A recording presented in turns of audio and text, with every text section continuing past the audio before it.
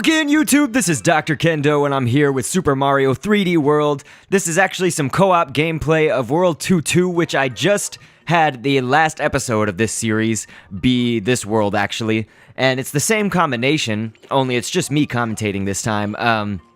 The difference here is that we went back to play again.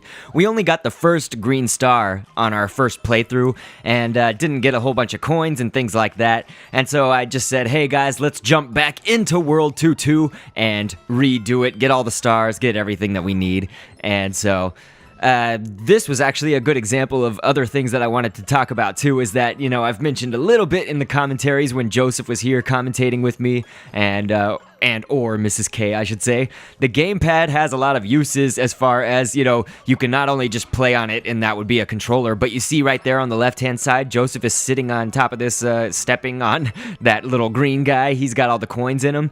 Well, that's just, you know, the gamepad can reveal secrets. It can stop enemies dead in their tracks. So, like, for instance, at these certain parts where you see me stopping as Mario, because again, I'm playing as Mario, Joseph is Luigi, and Mrs. K is Peach, and so you can actually see that sometimes I'll just stop dead in my tracks and do something with the gamepad. And so if you ever see that little hand doing something mischievous, usually to the enemies, and it was funny here because I'm controlling the gamepad just as controlling the character, but I'm also touching the little platforms to, you know, the pink platforms to come out. And so kind of halfway through you saw me be like, oh, okay, well, I should just bubble.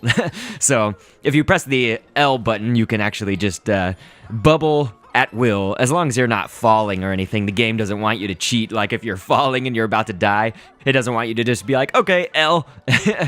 And so this part I screwed up the first time we played around, and you can see it in our first commentary of this, but Mrs. K was going to step on the platform, and I saw those dandelions, and so I was like, oh, I should blow those, you know, blow into the mic and knock all those dandelions out and make something.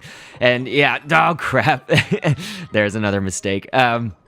Yeah, so this can be quite chaotic if you have multiple people and stuff and the gamepad player doesn't communicate, because right here you have to blow into the microphone and make these platforms, these air propeller platforms, to basically move that way. And so if you're not doing it aligned with the people playing, it can definitely cause some lives to be lost. So I'm definitely at fault there. We did not get this second star, although we went into this little cloud thing on the previous commentary, and so this is showing how to do it the correct way. The star in this game is contagious. If you have not played Super Mario 3D World yet, maybe you didn't know that, one person can get the star here, the Starman power-up, and give it to the other players that are playing just by touching them.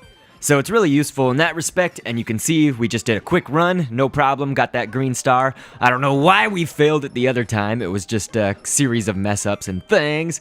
And so yes, this is also another helpful thing about the gamepad, is you can either blow onto the microphone or just use your finger to go across certain parts of the screen and find secrets. If you blow into the microphone, it'll show the secrets, it'll show them in kind of a transparent, I guess, mode or whatever. It'll show them transparent, but still there, so you can see them. And here also was something that we missed the last time we played, was that, oops, I just ruined Joseph right there. See, one problem is that when you have this awesome fire flower power up and everything, you're pressing the X button to shoot those, but that's also the button to pick up a player.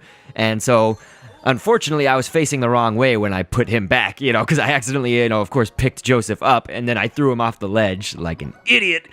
And so here I just said, hey, I'll bubble, and oops, they knocked me out of the bubble. So that's another thing. If you're trying to coordinate the bubbles, and especially me playing as the gamepad right there and controlling Mario, I screwed it up because I was trying to do all the platforms and then found myself kind of locked in with the platform up above me. So I was like, oh crap, I'm just gonna die. So you guys get on the flag and just clear the course so that we can get all the stars and move beyond this.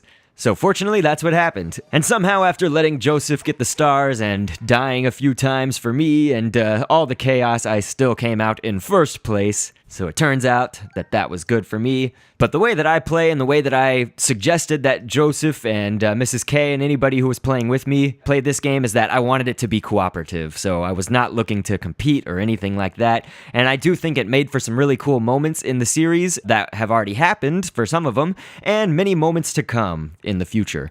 So anyway, the next episode will resume onto the next world part, so that would be World 2-3 instead of this World 2-2, which we've just shown you once again here.